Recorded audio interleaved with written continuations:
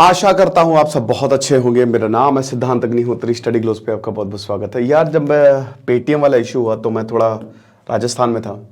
हालांकि लेक्चर्स आए थे बट मुझे इसको होलिस्टिकली कवर करने का मौका नहीं मिला, तो चलो आज कवर करते हैं पेटीएम को।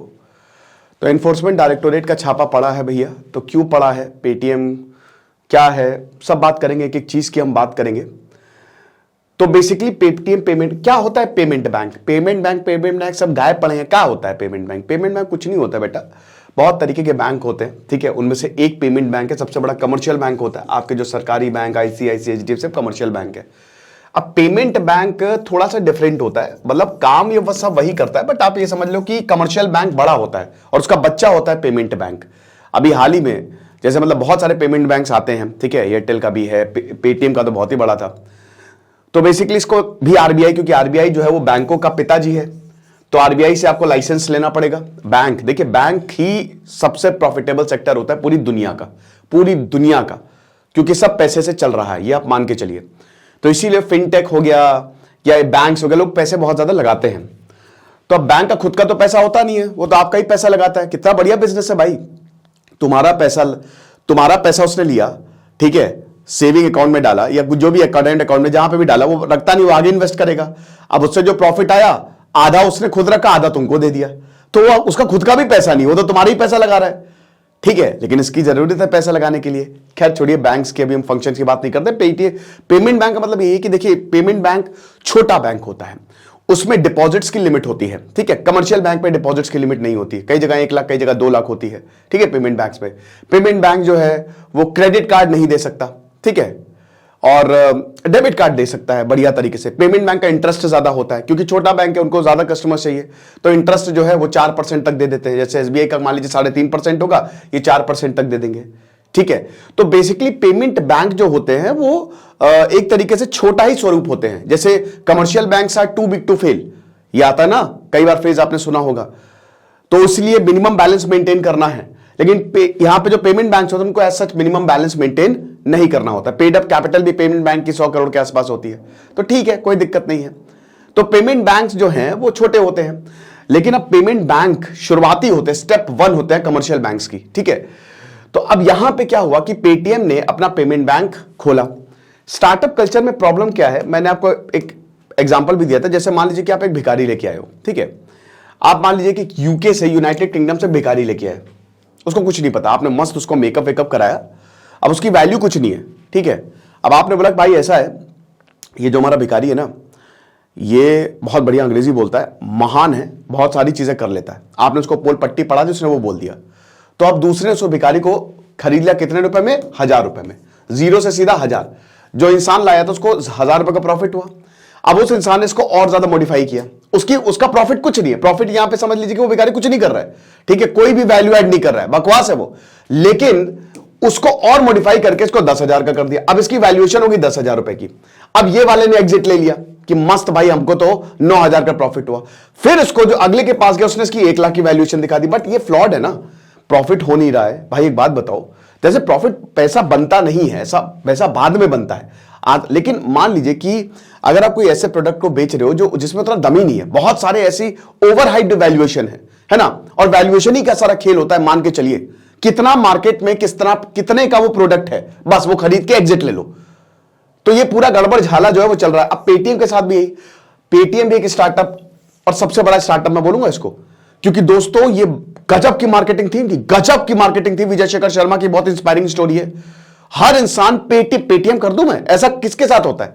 फोन पे कर दूं, गूगल पे कर दूं, नहीं, पेटीएम कर दे रहा हूं मैं आपको। पेटीएम में है, घर घर तक पहुंच गए थे, लद्दाख से लेकर कन्याकुमारी तक पहुंच गए थे ये लोग।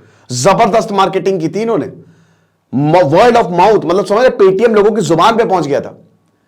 बट भाई वही है, ग्रो करना है, पहले शेयर निकाले, शेयर घुस गए बहुत बुरी तरीके से, पिछले साल आपको याद होगा, तड़ाक से उसकी वैल्यूएशन गिरी। मतलब जितने पे इन्होंने निकाला था अपना, ठीक है, आईपीओ, वो चला ही नहीं, वो 60 से नीचे आए। और यहां पे दोस्तों अभी क्या हुआ है, आरबीआई ने बार बार बोला, बार बार थप्पड़ मारा कि बेटा सुधर जा, नहीं, और अब देख लो, अब पेटीएम कह रहा है हमको और टाइम दो। मुझे लगता है टाइम नहीं, अब वैसे तो देना चाहिए, बट मैं पर्सनली ये बोलता हूं नहीं देना चाहिए। उसका रीजन ये है ना दोस्तों कि पेटीएम बहुत टाइम इनको ऑलरेडी दे चुका, कई बार आरबीआई ने बोला है कई बार पिछले 2 साल से आरबीआई चिल्ला चिल्ला के बोल रही है कि भैया कभी फाइन लगाता है, कभी बंद कर देता है, रिटर्न देने हैं, पैसा लगा, इन्वेस्टमेंट है। भाई इन्वेस्टर्स जो है, अभी शार्क टैंक पे देख रहा था तो उसने बहुत बढ़िया, अमन गुप्ता ने बात बोली थी, एक बहुत बढ़िया प्रॉफिटेबल कंपनी है, तो उन्होंने बोला आपको पैसे लेने की जरूरत क्या, आप खुद प्रॉफिटेबल हो। आपको पता है ना कि जब इन्वेस्टमेंट आता है तो आपको फ्यूडिटरीज ड्यूटीज होती है, आपको रिटर्न देना ही देना है। वो तो अपना पैसा मांगेगा ना भाई, कोई पैसा फ्री में थोड़ी ना दे रहा है आपको। पहले के जमाने में बिजनेस के लिए लोन लेना पड़ता था, अब इक्विटी लेके काम चल रहा है, ठीक है, बट इन्वेस्टर्स को भाई वो करेंगे ही, कुछ भी करके वो बैठेंगे आपके सर पे, समझो इस बात को। तो यही चीज है। बाकी और भी आगे जानेंगे कि पेटीएम की असली वजह क्या, आखिरकार क्या प्रॉब्लम हुई है और अभी 29 फरवरी के बाद क्या होने वाला है। लेकिन कभी कभी हमको ऐसा नहीं लगता कि जब आप किसी से लड़ लेते हो, या कभी कभी ऐसा लगता है कि यार काश हमने ये बोल दिया होता, है ना। कभी कभी कुछ हम सुन के आ जाते हैं, कभी कभी हम रिएक्ट नहीं करते हैं, हम अपने इमोशंस को जो है वो संभाल नहीं पाते। और जो नो है ना, नो वो आपकी सक्सेस को डिफाइन करता है। ना कहना बहुत बड़ी चीज है। तो दोस्तों हम एक ऐसा ही शानदार कोर्स लेके आए साइकोलॉजिस्ट डॉक्टर मयूरिका दास के साथ। इनके पहले भी बहुत डार्क साइकोलॉजी, पब्लिक स्पीकिंग, ये super expression with the art of saying no. तो 6 लेक्चर्स होंगे, 14+ आज की क्लास होगी। इसमें हम आपको आपके इमोशंस को काबू करना, आपके गुस्सा हो गया, आपकी खुशी, आप सुपर कम्युनिकेटर कैसे बन सकते हैं, ये सब हम इसमें बताएंगे। पावरफुल कम्युनिकेशन सक्सेस के लिए पूरा का पूरा कोर्स होगा। सुपर कूपन कोड यूज करिए। पता है कितने का है? 300 रुपए का। जो चीजें अमीरों के लिए थी वो हम बहुत ही अफोर्डेबल प्राइस पे आपके लिए लेके आए। तो फटाक से कोर्स को अवेल करें, क्योंकि 2 दिन तक ये डिस्काउंट जो है वो वैलिड रहेगा। तो भैया अब क्या हुआ है? अब पेटीएम जो है, पेटीएम इस समय और ज्यादा मुसीबत में आ गया है। एनफोर्समेंट डायरेक्टोरेट ने बोला कि भैया हम पेटीएम बैंक के खिलाफ इंक्वायरी करेंगे। अब अगर एनफोर्समेंट डायरेक्टर, तो जाहिर सी बात है या तो मनी लॉन्ड्रिंग की प्रॉब्लम है या तो फेमा की प्रॉब्लम है, बाहर से इन्वेस्टमेंट। एक दिक्कत ये थी, पेटीएम में 7-8 इश्यूज थे जो मैं आपको बता दूंगा। अभी फिलहाल आप खबर देख लीजिए, उसके बाद आप अपने आप कनेक्ट कर जाओगे, ठीक है ना। तो अभी कोई ऑफिशियल स्टेटमेंट पेटीएम की तरफ से नहीं आया, ना ही ईडी की तरफ से आया। बस इतना है कि पेटीएम जो है वो आरबीआई द्वारा स्ट्रिक्ट एक्शन फेस कर रहा है और दिक्कतें हैं, ठीक है। तो अब फॉरेन एक्सचेंज रूल्स की बात कही गई है कि फेमा के वायलेशन की वजह से दिक्कतें हुई हैं। तो 197 जो इनकी पेरेंट कंपनी है, ठीक है, पेटीएम की, यहां पे वायलेशन, जो फॉरेन एक्सचेंज रूल का वायलेशन के इनके ऊपर आरोप लगे थे, कि इसीलिए मतलब ईडी ने जो है वो इनके ऊपर जांच की। अब एग्जैक्ट रीजन और स्पेसिफिक प्रोविजन ये हमको नहीं पता है, फेमा ने किस चीज पे इनके ऊपर ये जो है वो मतलब इंक्वायरी जो है वो इनिशिएट की है। तो ये तो वक्त आने के साथ ही पता चलेगी। लेकिन दोस्तों आपको बता दूं, अभी आप एक कहानी समझिए, ठीक है, पेटीएम की। उसके बाद आपको समझ में आएगा कि ईडी आखिरकार क्यों इंक्वायरी कर रही है। और मुझे लगता है इस समय पेटीएम का बचना बहुत मुश्किल, नामुमकिन सा है। आप समझ रहे हो। तो ये फेमा वायलेशंस पे यहां पे बोला कि ये फैक्चुअली इनकरेक्ट है। ये पेटीएम के स्पोक्स पर्सन ने बोला है कि बिल्कुल गलत है, ऐसा कुछ भी नहीं है। कोई ओवरसीज रेमिटेंस हमने नहीं किया है जो कि बैंक अकाउंट से हुआ है, वॉलेट अकाउंट से हुआ है, पेटीएम पेमेंट बैंक से हुआ है, ठीक है ना। चलो अब बात करते हैं हम आरबीआई ने क्या बोला है। जैसे पेटीएम बोल रहा है थोड़ा वक्त दे दो। भाई देखो, दुकानदार हैं, 4 लाख से ऊपर दुकानदारों पे इनका क्यूआर कोड लगा हुआ है ना, वॉइस रिकॉर्डर, तुरंत आप स्कैन करते हो, पेटीएम में इतने पैसे आ गए, है ना, ये लगा हुआ है। अब मेन तो इनके यही है, प्रॉफिट यहीं से आता, 28% प्रॉफिट यहीं से आता, 60 करोड़ के आसपास इनका प्रॉफिट था, समझ रहे हो, इन्हीं से ही। और अगर यही इनके हाथ से छूट जाएंगे तो मुश्किल है। अब प्रॉब्लम यह है कि 29 फरवरी से पहले इनको ये सब रिप्लेस करना है, वो क्यूआर कोड पेटीएम का हटाना है। याद रखिए एक चीज मैं आपको और बता दे रहा हूं, आप पैसा डाल नहीं पाओगे, आप निकाल सकते हो पैसा, ठीक है। बहुत लोगों को लग रहा है पैसा निकाल नहीं पाएंगे, आप पैसा निकाल सकते हो, पैसा आपका है, निकाल सकते हो, पैसा डाल नहीं पाओगे, आप कोई ट्रांजैक्शंस नहीं कर पाओगे, पैसा आप निकाल सकते हो, समझ रहे हो। तो ये चीज आपको ध्यान में रखनी है। तो अब यहां पे बोला गया कि कृपा करके जो है प्लीज आप इसको थोड़ा सा रोक दीजिए। तो यहां पे शक्तिकांत दास जो कि गवर्नर आरबीआई के, उन्होंने सीधा सीधा बोला कि भाई जो आरबीआई ने किया है ना, हम बिल्कुल अपना डिसीजन वापस नहीं लेने वाले हैं। मैं आपको बहुत ही क्लियरली बोलना चाहता हूं कि जो डिसीजन है हम उसको रिव्यू नहीं करने वाले हैं। अगर आप if you are expecting review of the decision, तो मैं बहुत क्लियरली बोलना चाहता हूं कि कुछ भी ऐसा नहीं होने वाला है, समझ रहे। यानी कि आरबीआई बहुत ज्यादा सख्त है, इस बार पिताजी ने डंडा चला दिया है। अब हम पेटीएम, विजय शेखर शर्मा, कमाल के भाई, मतलब आप ये समझिए विजनरी। तो विजय शेखर शर्मा जो हैं, उन्होंने इस कंपनी को शुरू किया और इस कंपनी को फर्श से अर्श तक ले गए, ठीक है, बहुत खड़ा किया, बहुत जबरदस्त। 2014 में जब नरेंद्र मोदी की सरकार आई तो डिजिटाइजेशन पे बहुत ज्यादा फोकस था। तो पेटीएम उस समय नाम एक तो बहुत ही शानदार है, एटीएम से पेटीएम आ गया। तो उस समय पेटीएम ने मोर्चा संभाला, ठीक है ना, और दुकानदारों तक पहुंचे, घर घर पहुंचे, लोगों तक पहुंचे। कोविड में ये और ज्यादा बूस्ट हुआ, भयानक बूस्ट हुआ। जैक मा आइडल है, जैक मा अलीबाबा के फाउंडर जो है वो विजय शेखर शर्मा के आइडल है। विजय शेखर शर्मा खुद अपने इंटरव्यू में बताते हैं जैक मा की कहानी वाकई बहुत जबरदस्त है। तो जैक मा जो है जब मिले विजय शेखर शर्मा से, ठीक है, तो विजय शेखर शर्मा एकदम हक्के बक्के रह गए कि मतलब उनके आइडियल उनके सामने खड़े हुए हैं। बट हमको ये नहीं भूलना चाहिए कि भाई जैक मा अभी गायब हो गए थे, चाइना में 2-3 महीने तक मिले नहीं थे जैक मा।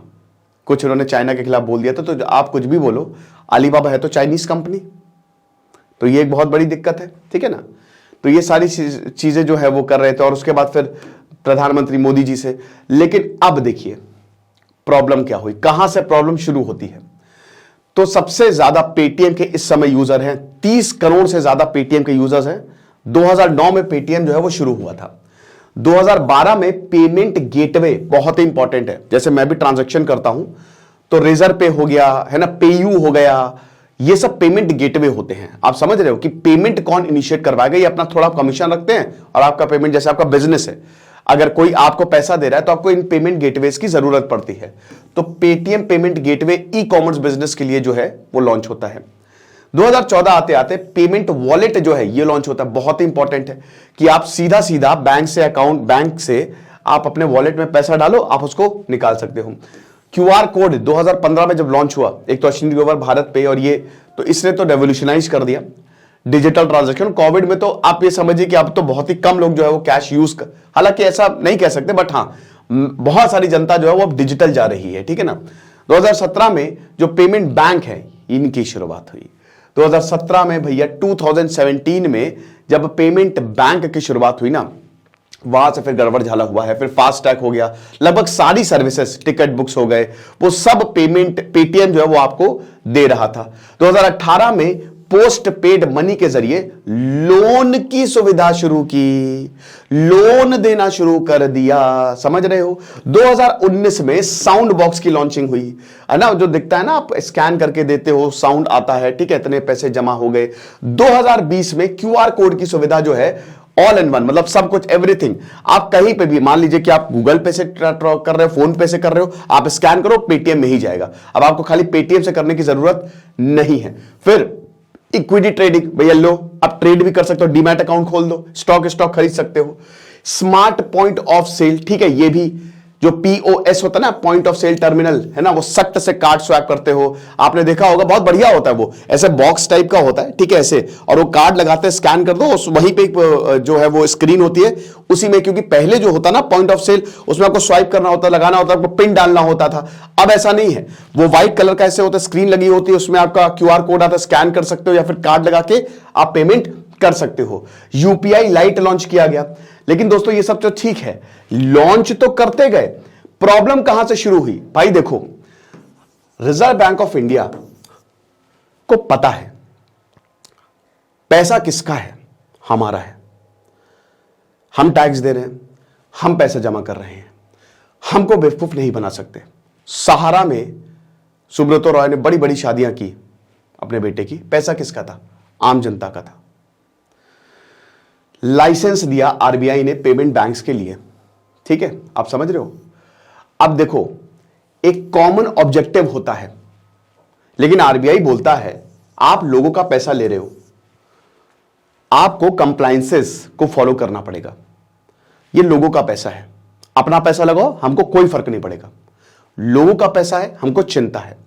तो ये गाइडलाइंस आपको फॉलो करनी पड़ेगी, आपको ऑडिट करवाना पड़ेगा। ऑडिट होता है, हर कंपनी में ऑडिट होता है। ऑडिट बेसिकली आपकी रिपोर्ट्स जो हैं वो दी जाती है कि आपकी कंपनी ठीक चल रही है, सारी कंप्लायंसेस जो है वो फॉलो हो रही है, टैक्स वैक्स सही से दे रहे हो कि नहीं।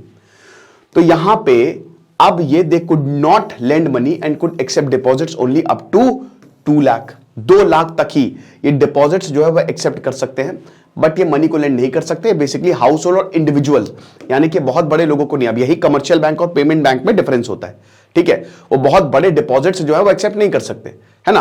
अब यहां पे क्या होता है ना कि इसमें बहुत बड़े लोग नहीं आएंगे, बट जो इंडिविजुअल्स हैं, जो मिडिल क्लास है, वो आ जाएंगे। अब मिडिल क्लास का ही तो खेल है, टैक्स भी मिडिल क्लास देता है, और मिडिल क्लास ही में इकोनॉमी की बैकबोन मिडिल क्लास है, उन्हीं को इन्होंने टारगेट किया। अब आप देखिए क्या होता है, पेमेंट बैंक जो है इनको लाइसेंस मिला बढ़िया से 2017 में, कोई दिक्कत नहीं है। अब इन्होंने saving account, current account, fix deposit जो कि पेमेंट बैंक करता है वो सब इन्होंने जो है वो शुरू कर दिए। लेकिन आपको बता दूं कि यहां दिक्कतें शुरू होती है 2018 के बाद से। देखिए आरबीआई ने पेमेंट बैंक को प्रोहिबिट किया कि अब आप नए अकाउंट जो है वो नहीं, ये पहली बार प्रोहिबिशन नहीं है, ये कर दिया है क्योंकि यहां पे नॉर्म्स फॉलो नहीं किए जा रहे थे। 2018 में हालांकि दिसंबर आते आते इन्होंने इस प्रोहिबिशन को लिफ्ट कर दिया, ठीक है। लेकिन दिक्कतें यहां पे क्या हुई, देखिए सबसे पहले 2018-19 में नए ग्राहक जोड़ने पर रोक लगा दी। अब ये जो केवाईसी है ना, नो योर कस्टमर, यहीं से ही प्रॉब्लम शुरू और यही अभी आज भी प्रॉब्लम की जड़ है। हुआ क्या, देखिए आज अभी आप देख लीजिए अभी क्या हुआ है और ये क्या होता रहा है। पेमेंट बैंक से आपको अकाउंट खोलने हैं, अब यहां पे आपको वॉलेट के लिए केवाईसी करानी है। सिद्धांत अग्निहोत्री गए पेटीएम के पास, हालांकि मैं पेटीएम कभी यूज नहीं करता था। सिद्धांत अग्निहोत्री गए पेटीएम के पास, उन्होंने बोला कि हमारी केवाईसी कर दीजिए। उन्होंने कहा ओके कर देंगे। सिद्धांत अग्निहोत्री वापस आ गए घर में, घर आके देखते हैं कि अरे मेरा तो पेटीएम पेमेंट बैंक में भी खाता खुल गया। ये कब हुआ, वहां लिखा रहता था आप पढ़ते नहीं थे, ओटीपी आता था पेमेंट बैंक के लिए आप दे देते थे। तो बात यह है केवाईसी के जरिए इन्होंने जबरदस्त खाते खुलवाए हैं पेमेंट बैंक्स में। दूसरा पॉइंट क्या था भाई, इरेगुलरिटीज हमको देखने को मिली है, कमीशन बेस्ड काम यहां पे होने लगा। खाते खोलो खाते खोलो खाते खोलो, 35 करोड़ से ऊपर खाते खोल दिए जो कि इनएक्टिव है।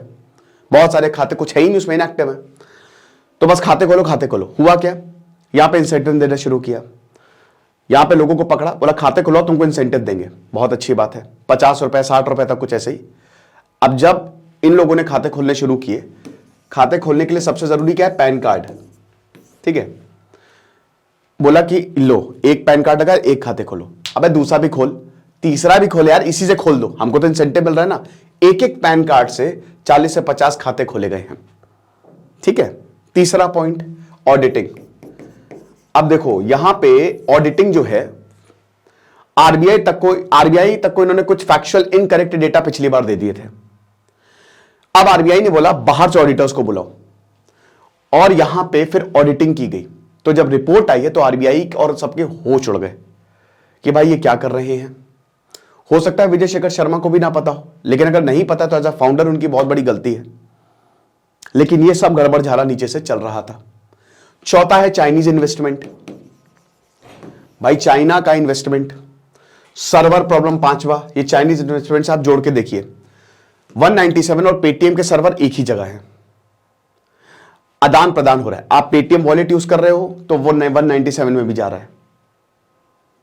आप केवाईसी कर रहे हो, अपनी सारी इंफॉर्मेशन दे रहे हो, आधार कार्ड दे रहे हो, आधार कार्ड दिया, आप पूरी आपने चिट्ठा खोल के रख दिया, अपना पूरा इतिहास खोल के रख दिया। कहीं पे भी मिसयूज हो सकता है डेटा का, वो डेटा जो है हो सकता है आदान प्रदान हो रहा हो, यानी कि डेटा मिसयूज। और चाइनीज इन्वेस्टमेंट है। अब हम सबको पता है हुआवे से लेकर चाइना की क्या कंट्रोवर्सी रही है डेटा प्रोटेक्शन को लेके, डेटा सर्वर्स को लेके। तो क्या पता ये डेटा वहां जा रहा हो, ईडी ने हो सकता है इसी वजह से कार्रवाई की हो, अभी जो इंक्वायरी बिठाई है, ठीक है। एक ये भी दिक्कत है चाइनीज इन्वेस्टमेंट को लेकर भी। लेकिन मेन दिक्कत यह है कि जो बिना बात के लगातार खाते खोले गए और जो कंप्लायंसेस जो की गई है उसमें गड़बड़ झला किया गया, ठीक है। तो आरबीआई ने बोला कि भाई इतनी बार तुम्हारे ऊपर हम एक्शन ले चुके। 2018 में वही नए ग्राहक नहीं जोड़ने दिए, 2021 में फिर से 1 करोड़ की पेनाल्टी लगाई है, ठीक है ना। अब यहां पे गलत डॉक्यूमेंट्स दिए गए हैं, ठीक है, गलत डॉक्यूमेंट्स आरबीआई को दिए गए, फैक्चुअली इनकरेक्ट, तो 1 करोड़ की उठा के यहां पे आरबीआई ने पेनल्टी लगा दी। 2022 में ठीक ना कर पाने पर और मोल्डिंग पे आरबीआई ने फिर से प्रतिबंध लगा दिया पेटीएम पर। 2023 में फिर से लगभग 5.5 करोड़ का साइबर सिक्योरिटी, यहां पे वही मैंने बताया ना कि जो डेटा प्रोटेक्शन है, साइबर सिक्योरिटी की वजह से भी इनके ऊपर फाइन लगा हुआ है। यूपीआई मोबाइल बैंक एप्लीकेशन से जुड़े आरोप थे। भाई आप एक बात बताओ, आप ये यूज कर रहे हो, आपका पैसा जा रहा है, साइबर सिक्योरिटी तो आप कर ही नहीं सकते। आपको अपनी जो सर्वर्स है उनको बहुत ही ज्यादा सिक्योर रखना है, क्योंकि यहां पे आम लोगों का पैसा है, ठीक है। फिर उसके बाद फाइनली इतना कुछ पिछले 5 साल से प्रॉब्लम हो रही है। 29 फरवरी को बस बहुत हुआ सम्मान, आरबीआई ने बोला कि बस बंद करो, सब खत्म करो पेटीएम को। ये मान नहीं रहे हैं बात और इनको रोक दो। अब तो अब ये हुआ है पेटीएम के साथ, ठीक है। तो ये आज की कहानी नहीं है, ये पिछले 5 साल की कहानी है, ठीक है। अब 197 कम्युनिकेशन जो है वो आधा जो है, आधा पेटीएम को होल्ड करती है, समझ रहे हो। और भर भर के चाइनीज इन्वेस्टमेंट है इसमें।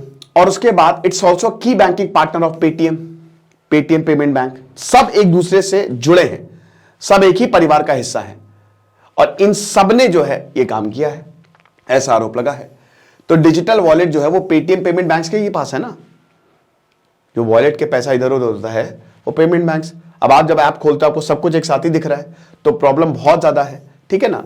तो ये चीज है, 33 करोड़ के करीब यूजर्स जो है वो इसको यूज कर सके हैं। तो बाकी जैसे सेबी है, ठीक है ना, उसमें जो है यहां एक तरीके से सेबी जो है अभी इसमें, क्योंकि ट्रेडिंग की तो दिक्कत है नहीं, है ना, बट हां इसमें इन्वॉल्व तो होंगे। हालांकि ये तो वक्त ही बताएगा कि किस तरीके, मतलब कहानी जो है पेटीएम की कहां जाती है, क्योंकि अभी लगातार कोशिश हो रही है। विजय शेखर शर्मा के लिए आई एम श्योर कि उनके लिए बहुत बुरा वक्त है, ठीक है, हमारी सहानुभूति, और हम यही चाहेंगे कि कोई मिडिल ग्राउंड निकले।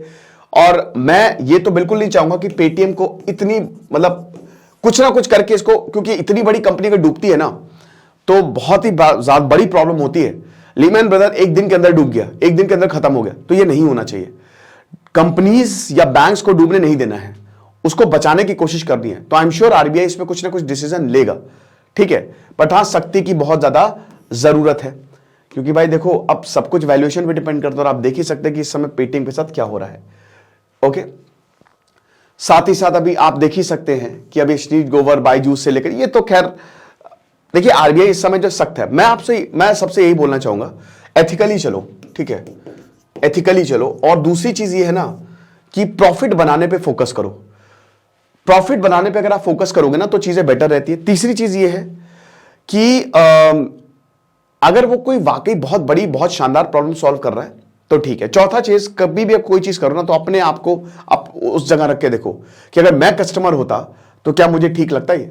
तो अगर ये सारी चीजें आप सॉर्ट कर लोगे ना तो आपका जो बिजनेस है बहुत बड़ा बनेगा। नो डाउट ये एरा स्टार्टअप्स का है, बट इन चीजों पे हमको ध्यान देने की जरूरत है। एक और चीज पे आपको ध्यान देने की जरूरत है जो कि सुपर एक्सप्रेशन है। सिर्फ 300 रुपए का कोर्स है। अपने इमोशंस को कैसे काबू में करना है ये हम आपको बताएंगे। तो खुश रहिए, पढ़ते रहिए। दिस इज सिद्धांत अग्निहोत्री साइनिंग ऑफ।